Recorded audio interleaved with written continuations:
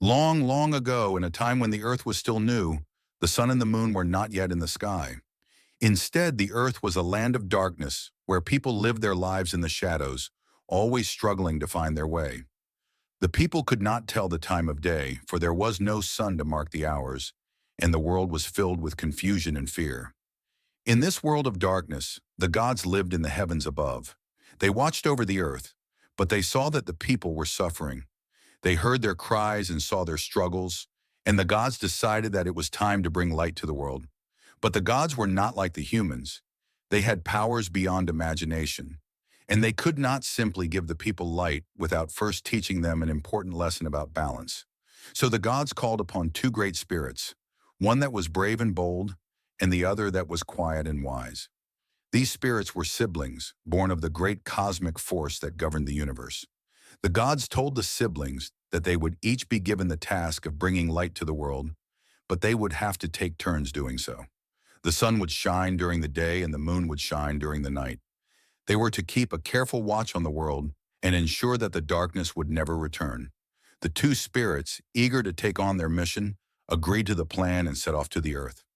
As they descended from the heavens, they came upon the people who were living in fear and despair. The people had never seen such light before, and they were awestruck.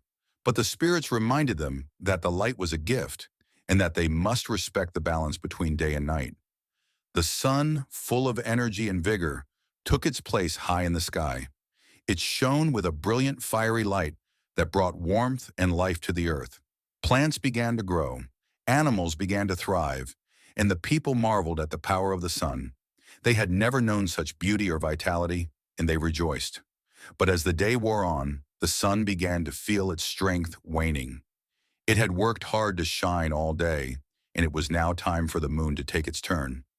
The sun called out to the moon, and the moon, calm and peaceful, rose from the horizon, casting its gentle light over the world.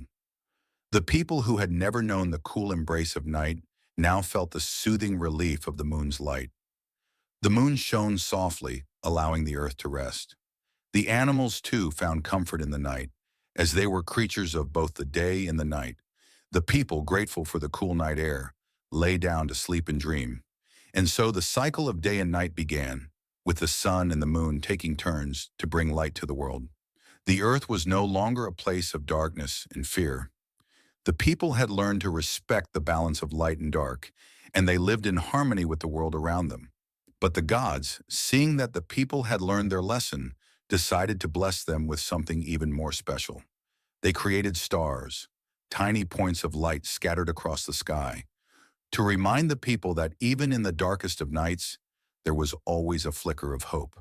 And when the sun set, the stars would shine, guiding the way until the dawn.